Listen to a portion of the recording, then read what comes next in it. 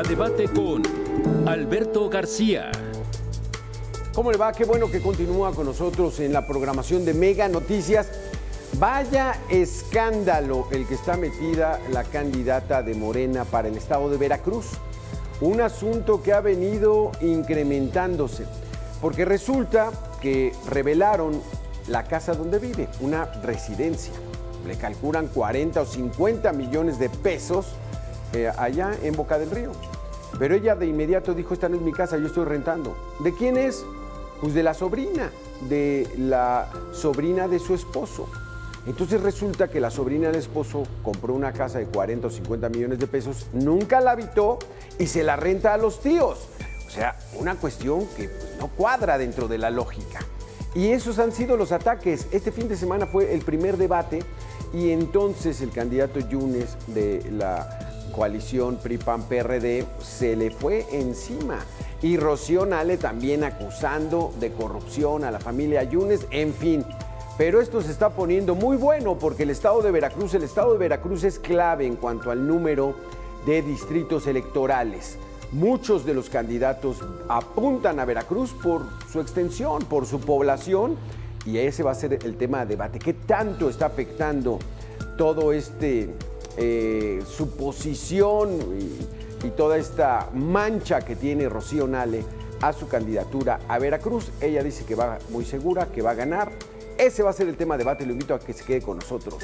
Comenzamos.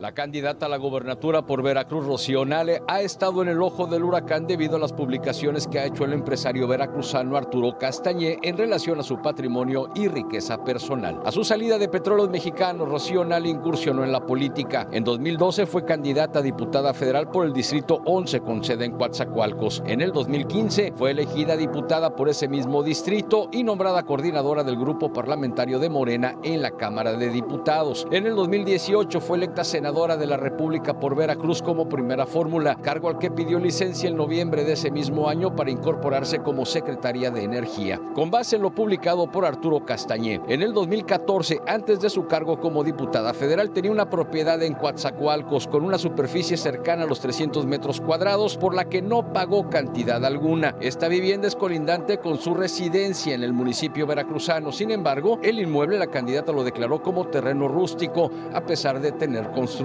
Ya como diputada federal y coordinadora de la fracción de Morena en el Congreso, adquirió el departamento en San Pedro Garza García, Nuevo León, por un valor de 28 millones de pesos. En el año 2020, siendo secretaria de Energía, liquidó en su totalidad el préstamo hipotecario con el que adquirió el departamento. Para el 2019, como titular de la Secretaría de Energía, Rocío Nale adquirió una casa en el fraccionamiento El Country en Villahermosa, Tabasco. El valor comercial de la vivienda ronda los 12 millones de pesos. Con base en las fechas de compra-venta, Rocío Nale tenía 2 meses de haber rendido protesta como secretaria de Energía. En cuanto a la casa de El Dorado, y que está a nombre de una sobrina, este fue adquirido en el año 2020 a un costo de 4,970,000 pesos. La casa que se construyó sobre ese terreno tiene un valor cercano a los 50 millones de pesos. En el 2021, José Luis Peña, esposo de Rocío Nale, adquiere un terreno en el fraccionamiento El Dorado con una superficie de 555 metros cuadrados y un valor de 7,5 millones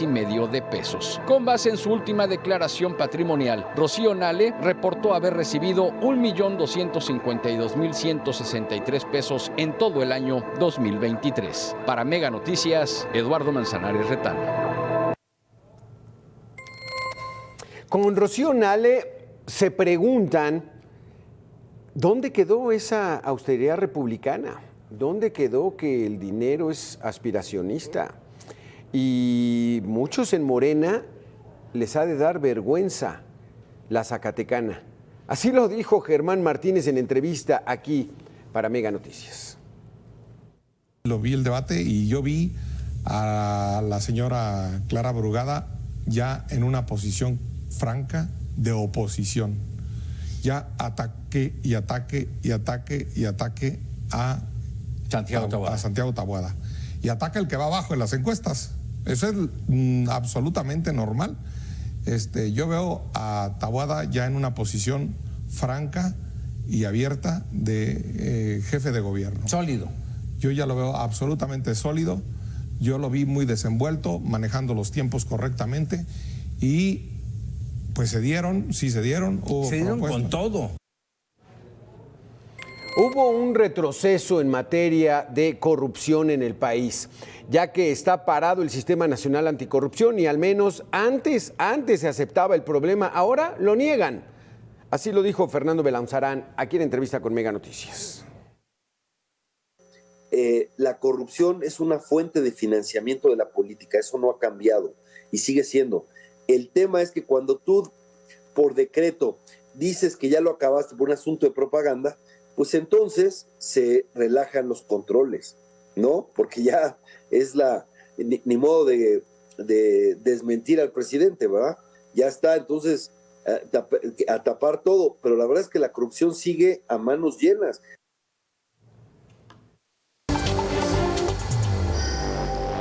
Campaña a todo lo que da. Después del segundo debate quedan claras las visiones contrastantes sobre economía, combate a la pobreza y salud. Para no variar, se sacaron los trapos sucios unos a otros. Pero ¿cuál es la realidad? ¿Cuál es el escenario que encontrará la presidencia en la siguiente administración? ¿Y en verdad tienen el antídoto a los problemas de México? Porque bien dicen que prometer no empobrece, pero no pueden presumir que gobiernan cuando no dan resultados contundentes o siguen culpando al pasado. Hoy aprueban al vapor reformas que responden al sentido ideológico y tiempos electorales. Para empezar, pensiones. Pero la ley logrará contrarrestar la desigualdad y mantener el equilibrio con finanzas sanas e impulsar el desarrollo económico. Y ya que vamos rumbo al tercer debate, de entrada, debilitar el Estado de Derecho nunca será el camino para combatir la impunidad y garantizar la seguridad. Entonces, ¿qué nos dejará la aprobación de las leyes de amparo y amnistía? Recuerda, el 2 de junio tenemos una cita por la estabilidad democrática de México. ¡Vota!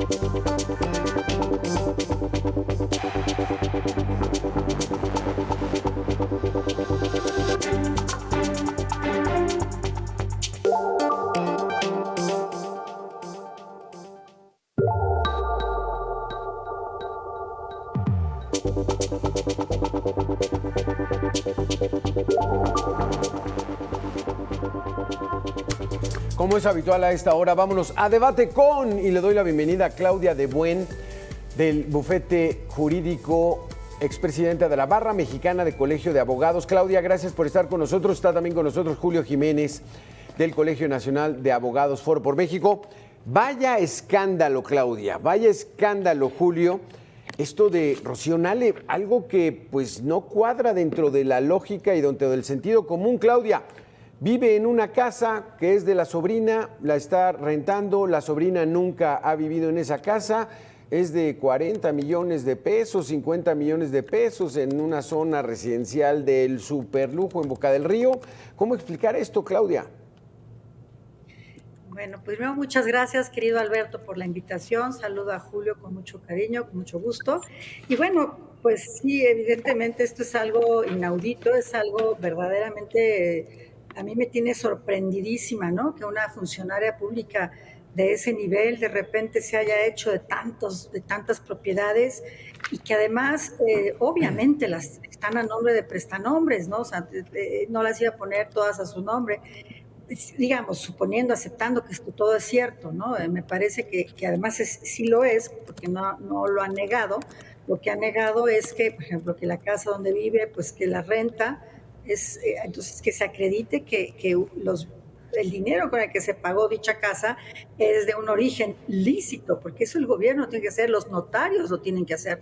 Y bueno, y casualmente tiene un montón de más de propiedades que más o menos adquirió en muy poco tiempo, ¿verdad? Recién nombrada secretaria de Energía, y que además le ha dado una cantidad enorme entiendo yo, de permisos de expendio de petrolíferos a uno de los que le vende la casa, ¿no? O sea, volvemos un poco al tema si me toma la información, de la Casa Blanca, ¿no? De Peña Nieto. Es inaudito, y yo creo que ahí el presidente López Obrador, que tanto ha defendido la corrupción, o sea, no defendió la corrupción, la anticorrupción, pero que su gente claramente está cometiendo actos de corrupción gravísimos. Entonces, yo creo que esto es una mancha brutal para Morena, que deberían de tomar inmediatamente una resolución. No cuadran los números, Julio, no cuadra la lógica, no cuadra el sentido común. Era secretaria de Estado en un régimen donde el presidente dijo, nadie puede ganar más que yo. ¿Cuánto ganará un secretario de Estado? ¿120,000 pesos? ¿150,000 menos impuestos? ¿1 millón y medio al año para comprarte una casa así? Julio, buenas tardes. Atentan contra el sentido común. Gracias por la oportunidad. Estoy totalmente de acuerdo contigo. Quiero aprovechar para saludar a la prestigiada abogada de Buen, que es un gusto como siempre saludarla. Y bueno, reiterarte que los mexicanos nos sentimos muy preocupados ante este contexto, en donde pues la contradicción frente a la política de austeridad republicana, frente a las constantes descalificaciones, frente a aquellos grupos empresariales, conservadores, neoliberales, donde, bueno, ostentaban pues patrimonio, casas, bienes, muebles, inmuebles y demás, Tal parece que los colaboradores más cercanos del presidente López Obrador, pues son eso de tanto que ellos descalificaron, eso que tanto señalaron, eso que tanto pues imputaron y que obviamente se espantaban, resultaron no ser iguales, sino peores.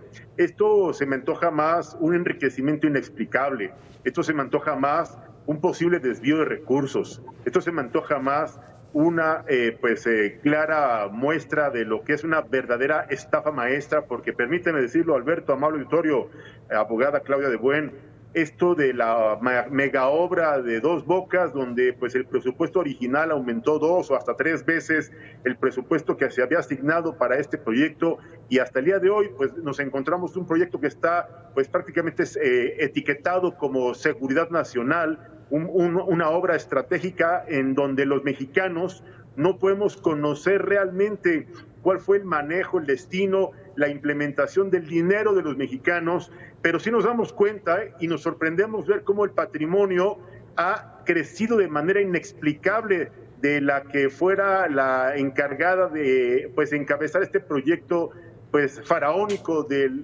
la construcción de esta también yo diría fraudulenta obra que no refina ni un solo barril de petróleo el día de hoy, Alberto. Esto es alarmante para la justicia, preocupante para los mexicanos y una verdadera vergüenza para el gobierno de la cuarta destrucción del país, Alberto. Porque estas acusaciones las hizo, y vamos a darle la bienvenida a Mariana Cendejas, de la iniciativa Transparencia y Anticorrupción del TEC de Monterrey. Mariana, estas acusaciones la hizo el empresario de allá veracruzano, Arturo Castañé, donde está denunciando que, pues, cómo justificar esas propiedades, esas casas, esas residencias a alguien que, pues bueno, sí ha tenido una carrera política, pero en los números no cuadran los ingresos que había recibido Rocío Nale. Mariana. Hola, ¿qué tal, Alberto? Buenas tardes. Un honor estar compartiendo esta mesa de análisis con Julio y con Claudia. Mira, a mí lo que me preocupa, nuevamente, Alberto, ya lo habíamos tenido oportunidad de comentar en otras mesas, es el tema justamente de la no autonomía de las fiscalías, ¿no? No solamente empresario Arturo Castañé, quien ha hecho denuncias por estos números que no cuadran, ¿no? Por estas propiedades que adquirió la exsecretaria, ahora candidata al gobierno de Veracruz. También han presentado denuncias penales en su contra la diputada Marilena Pérez Jaén y el ahora también contendiente a la gubernatura de Veracruz, José Yunes. El caso es, si no tenemos esta autonomía de las fiscalías, ¿no? Si las fiscalías son, permítanme la expresión tan coloquial, compadres, ¿no? De los titulares de los ejecutivos, pues no va a pasar nada, ¿no? Y lo que vamos a escuchar también, y escuchaba también a Claudia que decía que pues Morena tiene que tomar una determinación contundente, ¿no? Ante estas denuncias, pues lo que va a decir Morena y lo que ha dicho siempre el presidente López Obrador, pues es que son calumnias, ¿no? Que es guerra sucia, que es tema que tiene que ver con las elecciones y que obviamente, y así como defendió a la ahora gobernadora justamente del Estado de México, Delfina Gómez, diciendo que era la mujer más honesta y ejemplar, etcétera, etcétera, cuando ya el propio Tribunal Electoral del Poder Judicial de la Federación había determinado que efectivamente se había hecho un cobro de un diezmo indebido a los trabajadores del municipio para una campaña electoral, ¿no? Entonces, de nuevo, ¿no? Y lamento pues tener este sentimiento tan pesimista, pues ¿sí? No creo que vaya a pasar absolutamente nada en este caso, como no pasó, y es más, no solo no pasó nada en el caso de Delfina Gómez, sino ahora es gobernadora del Estado de México. Es que eso es terrible, un asunto que a todas luces huele mal y que, como bien dices, Mariana, pues igual y no pasa nada, igual hasta es gobernadora de Veracruz. Vamos a hacer una pequeña pausa de 2 minutos y regresamos con este tema que no lo puede uno dejar pasar independientemente del proceso electoral, sino es una situación que ya hemos visto infinidad de veces, funcionarios que hacen una obra muy costosa y pues donde salen muy bien librados. Volvemos en 2 minutos.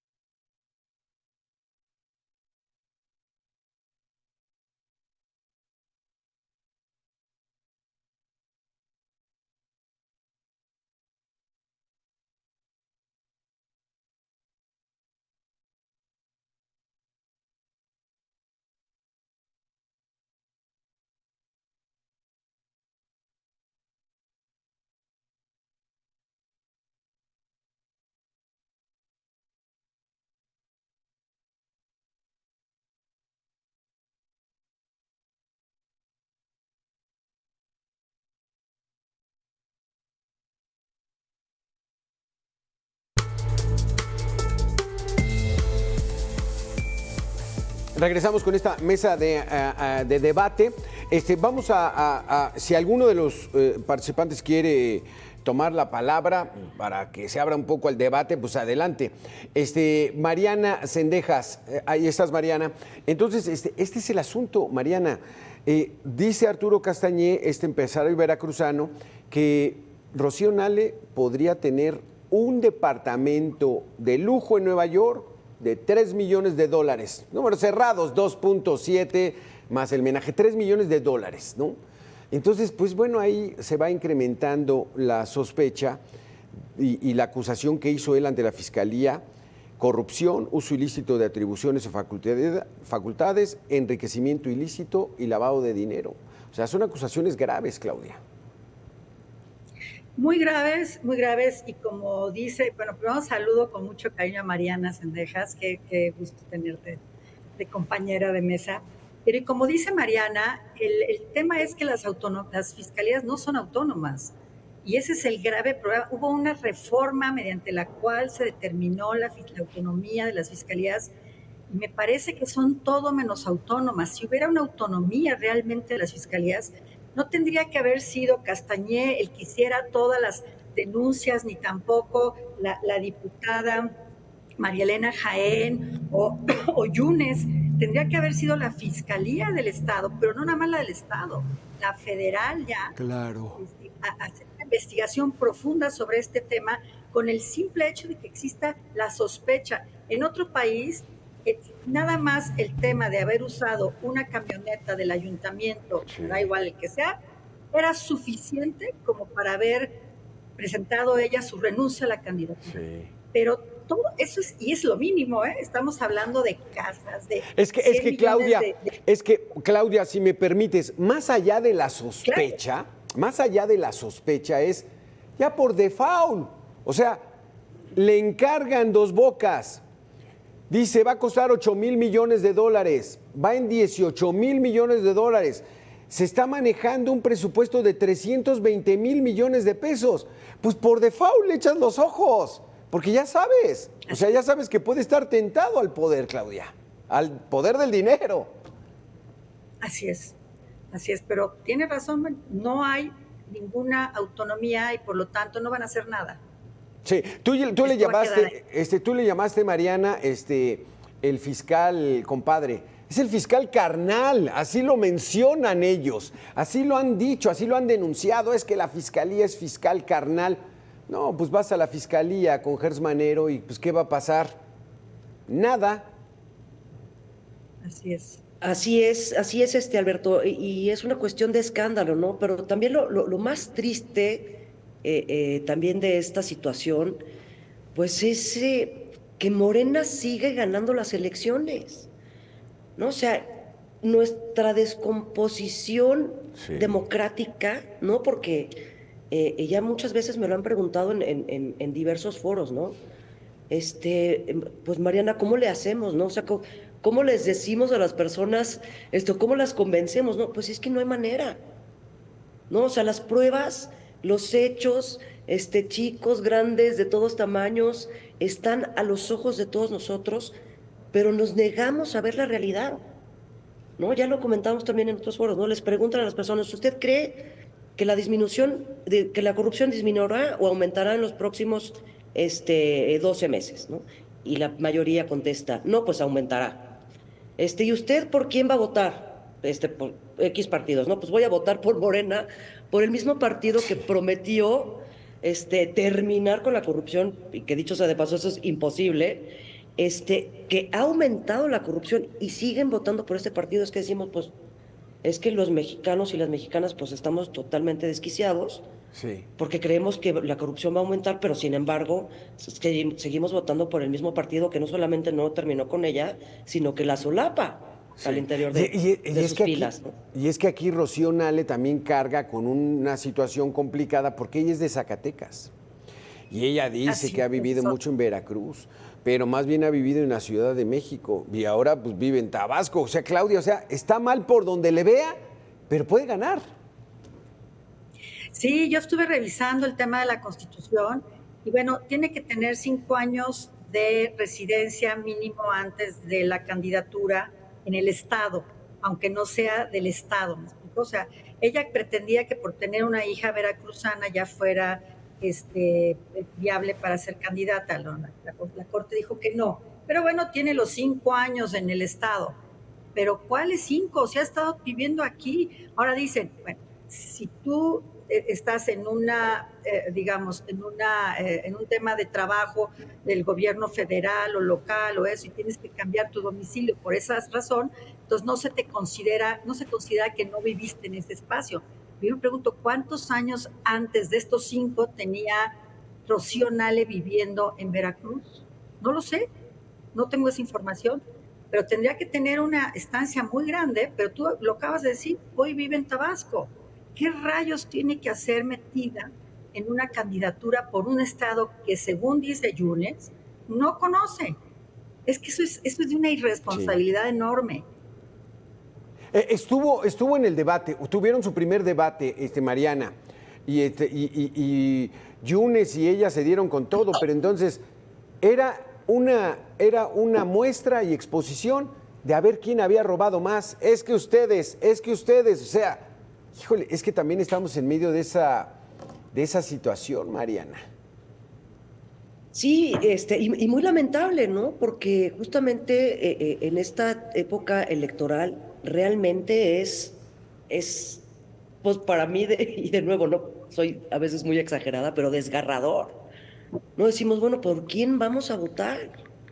O sea, por el menos peor, ¿no? Por el que nos dé la sensación de que nos va a robar menos, o por el que nos dé mejor espina, ¿no? O ahora también con este tema terrible, ¿no? Del manejo electoral de los programas sociales, y esas amenazas, ¿no? Que le hacen a las personas de que si no votas por Morena, pues te van a quitar la beca del tal y te van a quitar la pensión del tal y te van a quitar el otro del cual. Y pues obviamente la gente pues se deja llevar obviamente por esos temas, ¿no? Sin ver realmente lo que está del otro lado de la moneda, que es justamente pues el futuro que queremos construir como nación. Sí. ¿No? Entonces, pues es terrible y lo vemos en las candidaturas de todos los tamaños, ¿no? Desde la presidencial, ¿no? Con el debate de ayer, y es que tú, y es que no, y la candidata mentirosa, y bueno, ¿no? También se dieron hasta con el sombrero, pero también, o sea, ¿cómo tenemos que estar, ¿no? Para que el PRI, el PAN y el PRD, o sea, enemigos acérrimos y con ideologías también totalmente distintas, se unan justamente para combatir a esta aplanadora que es ahora Morena, ¿no? Sí. O sea, yo creo que la realidad que estamos viviendo, y lo comparto con mis alumnos, les dije, yo estuve sentada donde están ustedes ahora y créanme que la realidad que estamos viviendo hoy es muchísimo peor que la que yo estaba viviendo cuando estudiaba. Sí, exacto, Claudia, porque estamos ante esa situación. Pareciera que todos los políticos están confabulados para destruir la clase política, ¿no? Y en medio de ese lodazal, pues bueno, mantenerse en el poder. O yo no entiendo, Claudia, ¿cómo pudieras explicar esta situación en la que estamos viviendo? A mí, yo no tengo forma de explicarlo y me llama más la atención lo que acaba de decir Mariana, que la gente de todas maneras diga, yo voy a votar, a pesar de todo lo que se está escuchando, se está sabiendo. Y fíjate, me preocupa más que, por ejemplo, no quieran ver los debates para no querer ver lo que está sucediendo con el partido en el poder.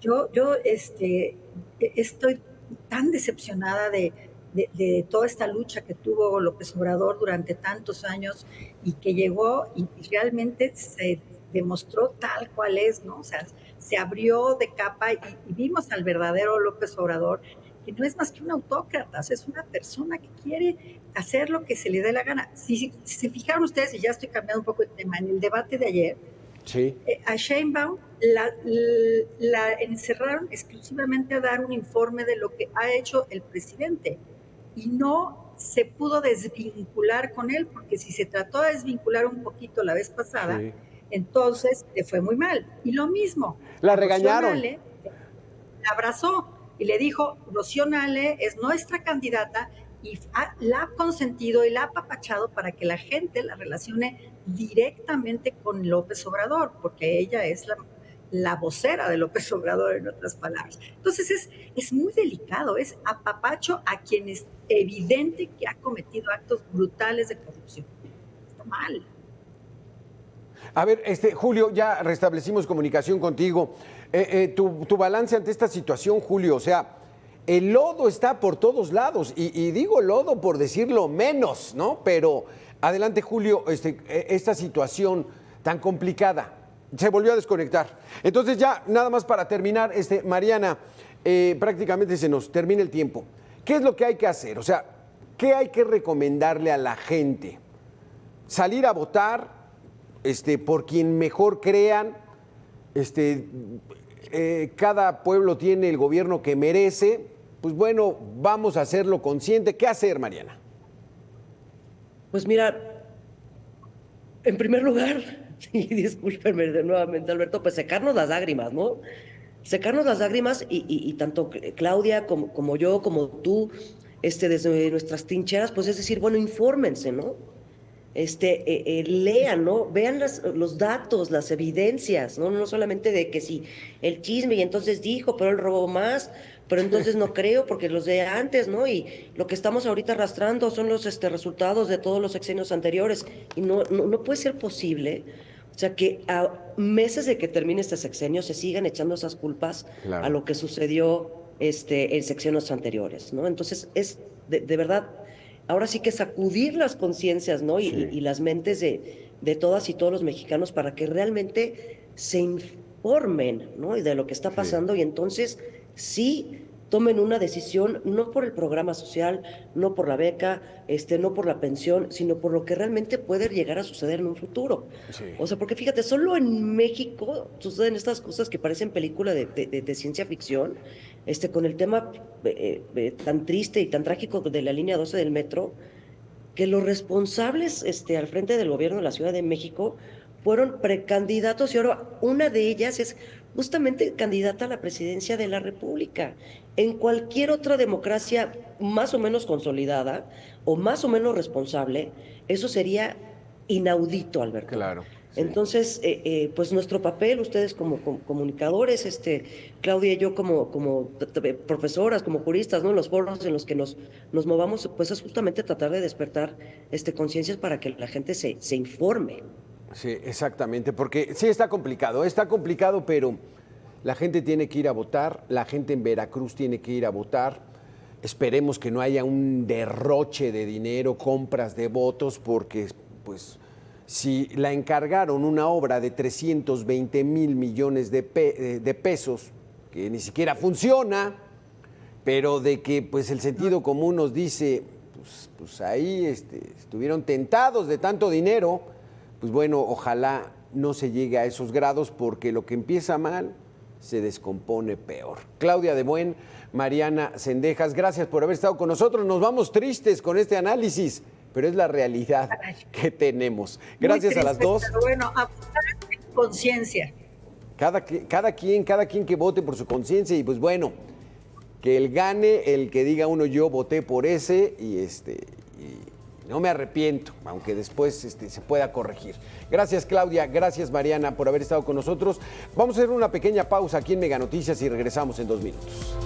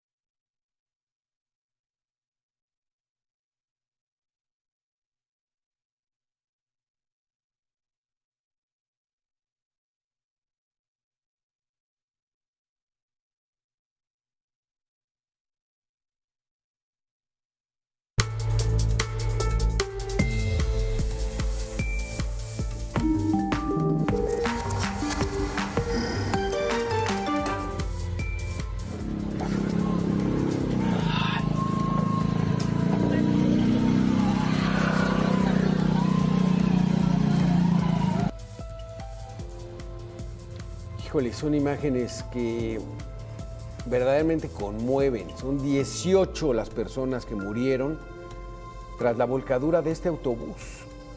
Transportaba peregrinos provenientes de Guanajuato. El accidente ocurrió sobre la carretera Capulín-Chalma, allá en Malinalco, en el Estado de México. Un accidente terrible. Parece que el autobús llevaba sobrecupo. Es una carretera muy complicada y ahí está el resultado. Al menos 18 personas muertas.